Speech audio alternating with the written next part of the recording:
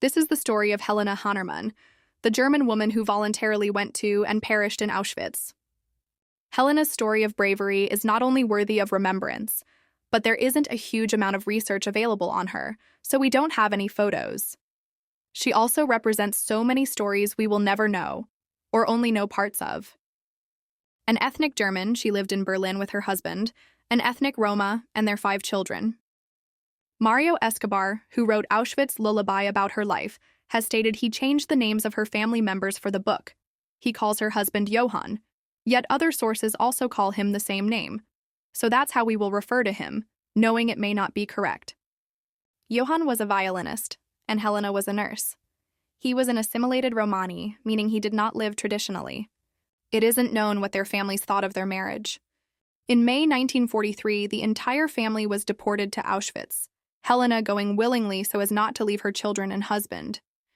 They were separated from Johann upon arrival and put in the so-called Gypsy family camp, where all of the Roma and Sinti people who were not doing slave labor immediately were sent, including children.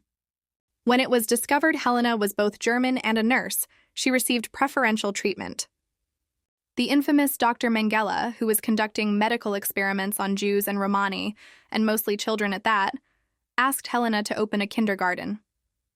Because she was German, he thought she could do a better job than anyone else. He also told her that he would personally ensure she and her children were kept safe.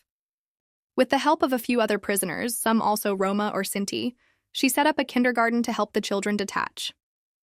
Many of the children were being used in experiments. Helena brought as much comfort to the children as she could.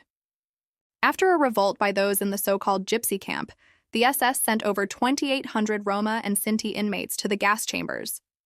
Frightened, Helena hid in the kindergarten with her children. The SS found her while combing the barracks for anyone else. She was given a choice. She could walk away free without her children and husband, or else she would perish with them in the gas chambers. She chose to go with her 5 children. This story of her life is all we know of Helena Hannermann. Perhaps one day someone will discover a photo or more information about her. Until then, her legacy of love for her family and all children endures.